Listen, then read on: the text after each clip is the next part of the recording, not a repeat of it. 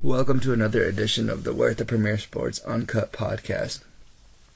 This week we're going to be talking a little bit about college basketball and the NCAA men's tournament that's going on. A little bit of tying that into the NBA draft, which will be coming shortly after the NCAA tournament ends and the NBA season ends. And then talk a little bit, not too much, about the NFL draft. And then we're going to talk about boxing and the new pound-for-pound rankings that just recently came out from ESPN, and then the upcoming boxing schedule. So just to kick it off, this week, the Final Four, this weekend the Final Four will be set. All but two teams are officially set. Tonight there is a game between UNC and Kentucky to see who ends up in one of the final two Final Four spots. And then there is a game also still yet to be played between Florida and South Carolina. Right now, personally, I'm predicting Florida wins that one. South Carolina was a 7 seed. They're playing excellent defense, but Florida has a lot of star power, just a lot more ability to score. But I love to see those underdogs win at the same time. So that's one of the reasons I love March Madness, just watching the underdogs win. And then for the UNC-Kentucky game, definitely that south side of the bracket was the most difficult to get out of to make it to the Final Four. I'm thinking it's going to be Kentucky. They're extremely talented. They have those two young freshmen in De'Aaron Fox and Malik Monk, who just continue to show up in big moments. De'Aaron Fox is continuing to, well, both of them are actually continuing to rise on the draft boards just simply by the way they're playing. De'Aaron Fox the other night scored 37 points, the most ever by a freshman in the NCAA tournament. And then Monk is just extremely talented, just knows how to move the ball, make his teammates better. So that game will definitely be interesting. Probably the two best teams left in the tournament matching up in the Elite Eight. And then just to go back to earlier rounds, it's fun to watch some of the upsets, like I said. You had USC beating SMU just by 1 point. There's been a lot of games coming down to just those last points, or the last seconds. You had Xavier beat Maryland, and then that was an 11 and 6 seed.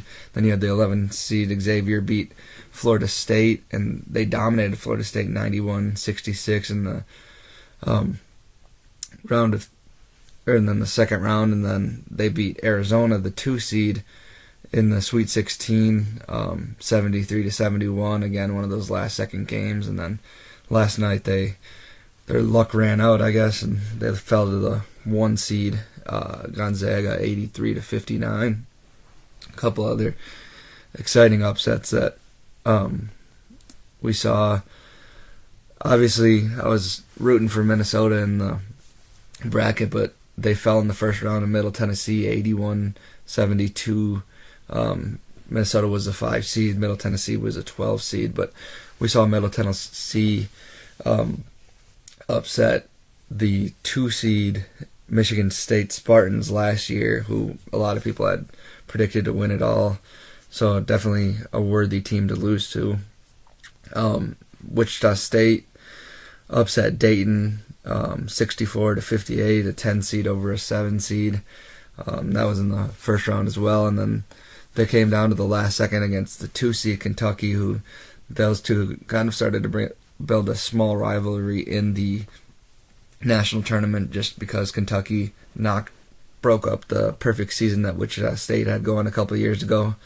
And those two teams definitely should not have met that early in that year. And this year, again, it was another worthy, fun matchup to watch. And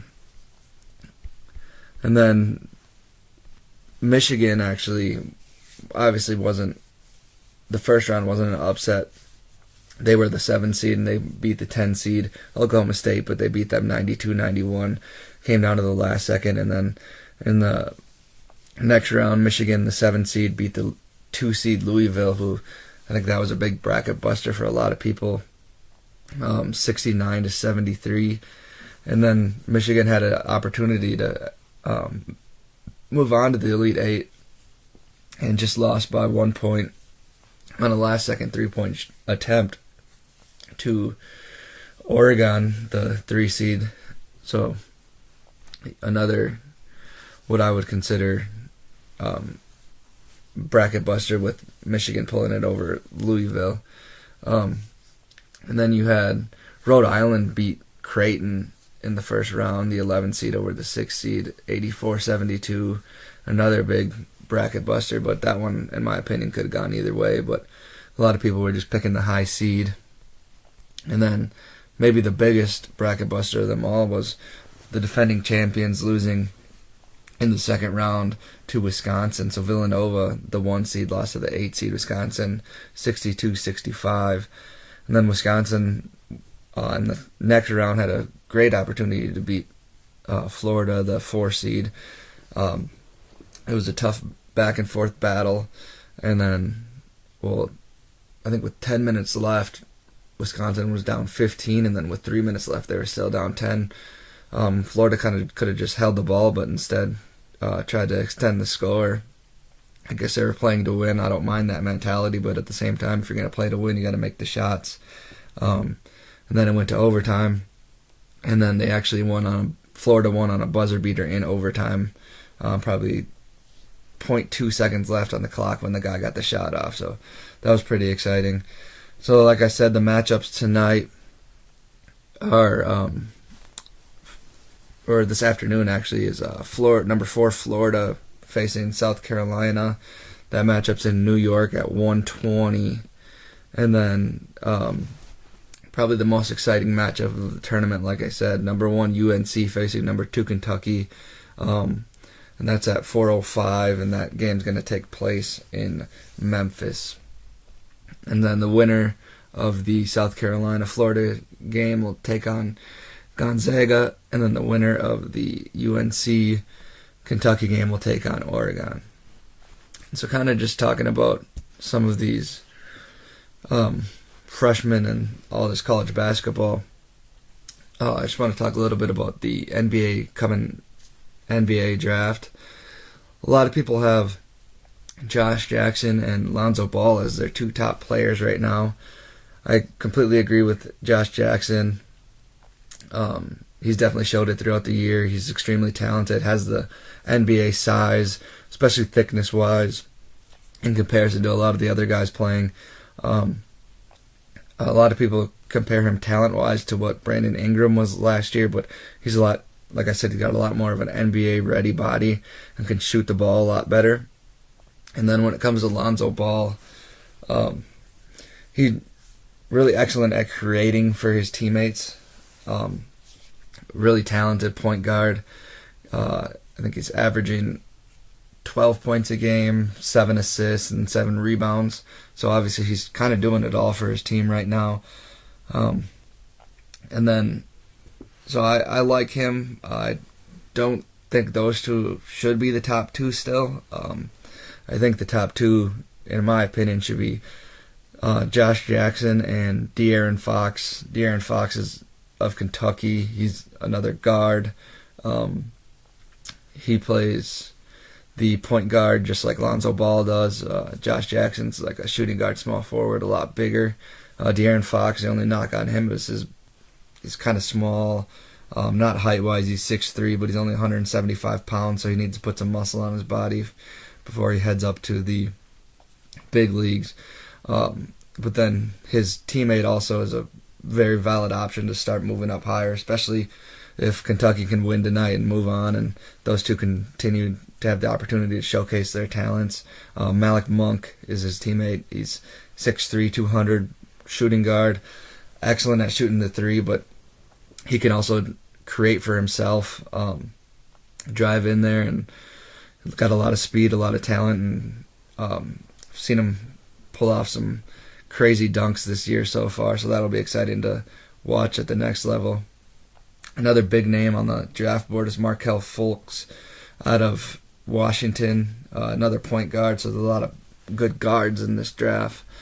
He's 6'4", 190.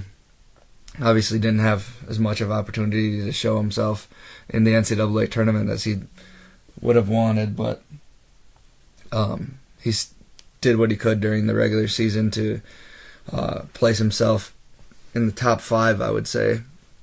And then the freshman out of Duke, small forward Jason Tatum, 6'8", 205.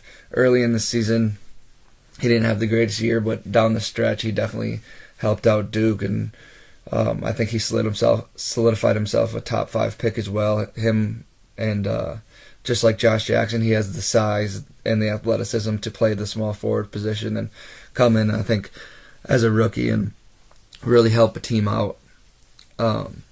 Another big name that I think will be moving up as summer workouts go on and the combine is Miles Bridges out of Michigan State.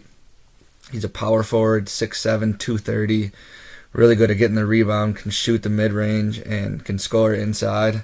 So that's a big key, and there's not too many good big men early in the draft that'll go.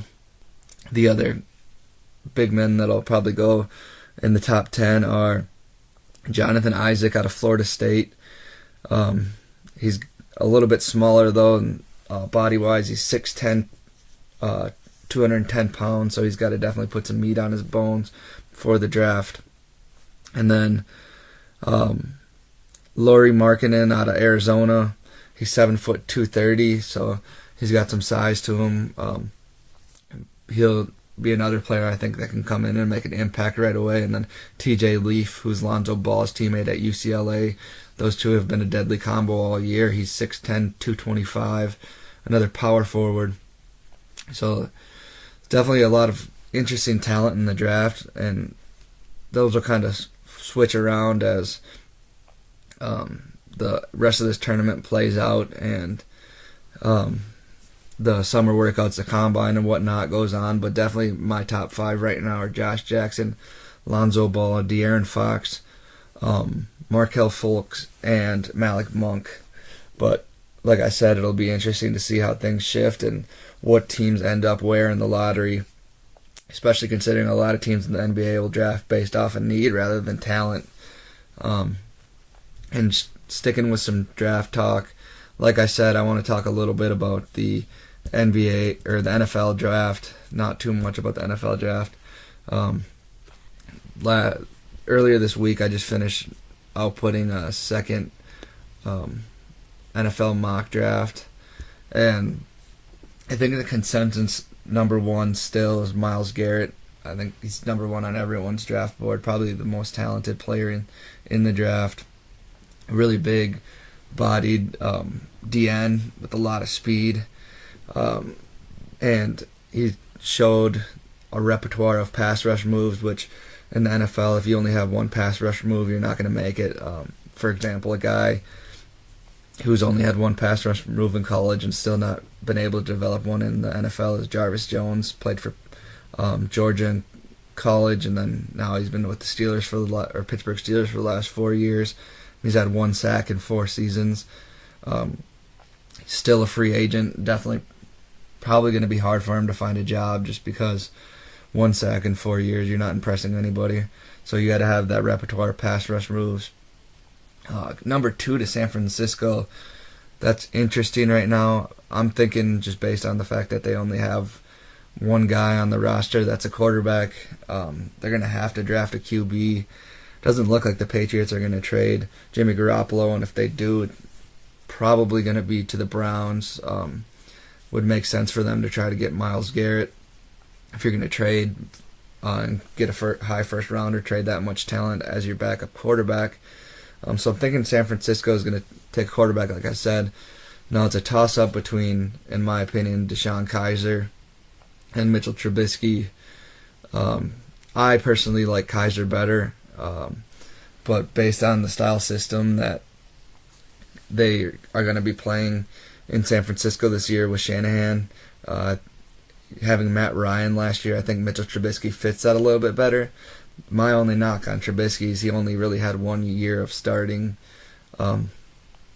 at quarterback, and he didn't even produce as much as either Kaiser or the other top quarterback, who is Deshaun Watson out of Clemson, did in his one season. So I'm thinking he's got to show a little bit more to me before he's just going to be an NFL-ready quarterback. So I think that San Francisco is going to have to find another guy to hold off for a year.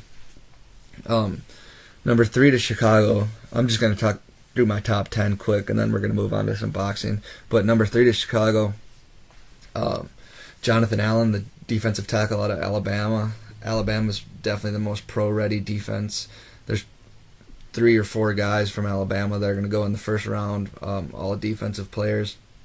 And when you watch the tape for any one of them, the guy that'll stick out the most, even when you're watching the cornerback tape, you'll see one guy on the field that'll stick out the most, and that's number 93, Jonathan Allen. So I think he's definitely going to be going 3rd to Chicago, if not 2nd to San Francisco, if somehow San Francisco finds a way to get another quarterback.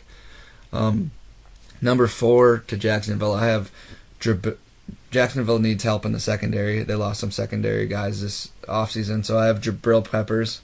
The one nice thing about Peppers is he can play strong safety, free safety, linebacker, and he's even lined up at corner. So he's got a lot of potential. I think that they could even use him like a Deion Buchanan out of the guy that plays for Arizona Cardinals. He's a smaller inside linebacker. He's a former safety, but they've got a lot of speed, able to cover the tight ends. But Peppers is not as high on many people's draft boards, but he's starting to definitely move up, especially after his pro day. Extremely talented, worked out with both the linebackers and safeties at the combine, which that's the first time ever a player's come back for a second workout. Number 5 to Tennessee, I have the strong safety out of LSU, Jamal Adams, another extremely talented safety. This draft is just filled with talented defensive backs, which hasn't been the case for the past couple of years. Number 6, I think the Jets are going to take a player to bolster their offense. They still got to figure out their quarterback situation. They signed Josh McCown this year, but I don't think it's worth them reaching for a quarterback early in the draft, especially with some young guys on their roster. Like I said in the past, I don't think Bryce Petty is the guy, and I don't think Christian Hackenberg is the guy, but I think they can work with McCown for the season, and then maybe trade up to number 1 for next year, something like that, and get the Sam Darnold from USC, who all these NFL analysts and scouts for a number of NFL teams say he's the most talented player coming out of that they've seen coming out of college in a long time. So a lot of teams are excited about him next year. But this year, I think the Jets, like I said, they're going to bolster their offense a little bit, and they're going to take a leap and get Leonard Fournette, the 6'4", 240-pound running back. He ran a 4.5 40 at 240 pounds. That's a linebacker running back speed straight downhill at you. Number 7 to the Los Angeles Chargers. They need some secondary help. And like I said, this draft class is extremely talented in the secondary, so I think they're going to take Malik Hooker, the free safety from Ohio State. He can definitely deliver a blow. He knows how to go after the ball. He got a lot of speed and a lot of vision. And then number 8 to Carolina. Carolina's a running team. They need some help in the backfield. Jonathan Stewart, he's still a good running back, but he's definitely not what he used to be. Cam Newton needs some more help on the offensive side, someone that can do it in both the passing game and the running game. So I think that Carolina's going to take a leap at Dalvin Cook. Dalvin Cook is a 5'10", 210-pound running back who is extremely explosive, and if he breaks into the second level, you can pretty much guarantee seeing him in the end zone at the end of the play. Number 9, the Cincinnati Bengals, I think they're going to take Solomon Thomas, defensive end out of Stanford, another extremely talented pass rusher, so that'll be a good pickup for them. And then a second quarterback will go off the board at number 10 to Buffalo, Deshaun Watson. I think he fits their system perfectly, what they had going with Tyrod Taylor, E.J. Manuel in the past. So he can just kind of pick up and play perfectly, combo with LaShawn McCoy back there. So that's enough for the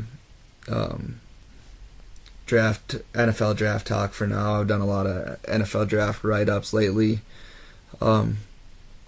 So check those out. I've broken them down each by position, and then I've also done now 2 mock drafts. And like I've said in the past, obviously my favorite guys at my top 5 positions, that's not where they're going to end up in the mock draft, just because I know based on team needs and fits that people will be shuffled around a little bit. So that's why that's different. But now I want to talk about some boxing, which probably my favorite sport, and ESPN just released a new top 10 rankings for pound for pound top fighters in the world. So first, let me just go over the upcoming boxing schedule. So you hear some of these names twice, just because a lot of the top 10 guys are fighting in the next coming weeks or next couple months. So on March 25th, last night, there was a matchup between Linares and Corolla that was on Showtime. Coming up on April 4th, April 8th, which I just did a write-up of yesterday. You're going to have Vasil Lomachenko versus Jason Sosa. And then on April 22nd, Porter versus Andre Berto. That's going to be on Showtime. On April 29th, Vladimir Klitschko is going to take the ring against again, and he's always fun to watch, a big heavyweight. So he'll be against Anthony Joshua April 29th, and that's going to be for the WBA, IBF, and IBO heavyweight titles. And then another write-up I've done is May 6th of the coming year on HBO pay-per-view. Canelo Alvarez is going to take on Julio Cesar Chavez Jr. Julio Cesar Chavez Sr. is arguably the greatest fighter of all time. Started his career 87-0, 93 matches or bouts before he was even knocked down. So his son's stepping up, trying to protect the Chavez name against Canelo Alvarez. So getting back to these, the top 10 rankings. The consensus number one, which I completely agree with, is Triple G Gennady Golovkin, who just had a bout on March 18th where he had a unanimous decision victory against Daniel Jacobs. I did a write-up on that one too. I was thinking it was going to be a tough match for Golovkin just because Jacobs had a lot of power, has a lot of boxing skill, but I knew Golovkin is the superior boxer. He kind of just walked down his opponent and dominate. So like I said, he's 37-0 with 33 knockouts, and he's the middleweight unified champion of the world now. And I'm predicting, which it's almost guaranteed, whoever wins the Chavez-Canelo fight will fight him later in 2017, possibly early 2018. The guy sitting at number 2 right now is Andre Ward with a record of 31-0. 15 knockouts. He's the unified light heavyweight title. His last fight was November 19th, where he had a unanimous decision against Sergey Kolev. And so in order for him to kind of retain that number 2 spot, I think he's going to need to get active again.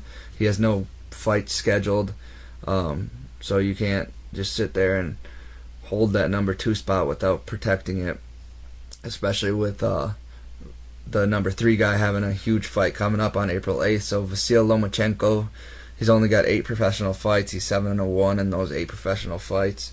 He has 5 knockouts. He's going to be fighting for the featherweight title on April 8th against Jason Sosa. Though Lomachenko only has 8 professional fights, he had 397 amateur fights, with only 1 loss in those 397 matchups. So he's definitely proved his worth at number 3. Number 4, he's kind of stayed at that spot ever since his loss to Andre Ward back on November 19th, is Sergey Kovalev. He's 31-1 with 26 knockouts. And like I said, it was a hard-fought battle to Andre Ward. Andre Ward's the number 2 fighter in the world, so it's tough to lose to him and still stay up in the top 5. But right now he is. But like I said, just like Andre Ward, he's going to need to get active again to retain that number 4 spot. He has no fight scheduled, and it's been 4 months since his last fight. Number 5, we have Roman Gonzalez. He's 46-1 with 38 knockouts. He's a junior bantamweight, so one of the smaller guys. He's actually dropped from the 3 spot, and he just lost a fight on March 18th on a split decision to Rungazvi. I don't know how to say that guy's name, but he's one of the most exciting bantamweight fighters. Extremely fast with his hands. Former champion, so he'll definitely rise to the top again once he fights again. And then at number 6, Terrence Crawford, the junior welterweight unified champion. His next fight's coming up on May 20th against Felix Diaz. He's 29-0 with 20 knockouts. And his last fight, he had a victory over John Molina Jr. He had a 8th round knockout. That was on December 10th. And so he has a lot of punching power, and I expect him to get his 30th victory and his 21st knockout against Felix Diaz on May 20th. Number 7, who I think should definitely be much higher on this list, I think he should be 3 or 4, is Canelo Alvarez, 48-1-1, 34 knockouts. Just defeated Liam Smith on September 17th, knockout in the 9th round. He's a junior middleweight champion of the world, and he's fighting Julio Cesar Chavez Jr. on May 6th. The reason I think Canelo should be higher is he's dominated everyone he's fought literally throughout the entire fight. His only loss is to Floyd Mayweather, and he really wasn't ready to fight that fight. But if Floyd Mayweather's in front of you ready to fight, I think, especially being that young, you got to take that matchup. Number 8, who I don't think should be on this list anymore, he hasn't really earned it in his last few fights, is Manny Pacquiao. 59-6-2, 38 knockouts. He has a welterweight title right now. His last matchup was November 5th, 2016. He came out of retirement to face Jesse Vargas. He has no upcoming matchups, but he lost to Floyd Mayweather. He's lost to that loss to Floyd Mayweather was pretty bad, and he really hasn't shown it in his last couple fights that he still is old Manny Pacquiao, so I think he needs to be off that list and let some new faces get on there. The number 9 spot is Keith Thurman, the welterweight. He has he's another welterweight titleist. He just defeated Danny Garcia on March 4th. No upcoming next fight, obviously just having finished a fight. Got to see where other people land after wins and losses. He'll probably defend his title later this year, but he's 28-0 with 22 knockouts. And then in the 10th spot, you have Guillermo Rigondux. He's a junior featherweight titleist. Is 17-0 with 11 knockouts, so he's new to the list, but definitely worthy of being on the list. In his last matchup, he had a second-round knockout over James Dickens on July 16th. So he's another guy who hasn't fought in a long time. It's been 9 months now. So to stay on this list, he's going to have to get active again. So we'll see how that list shakes up after the Canelo matchup coming up, and then you have the Lomachenko matchup coming up. But those are the Canelo Chavez fight is May 6th, like I said, and then the Lomachenko Sosa bout is April 4th. So thank you guys again for listening. Hope you guys enjoy. Keep reading, liking, and sharing everything on the page. We really appreciate it. Have a good day.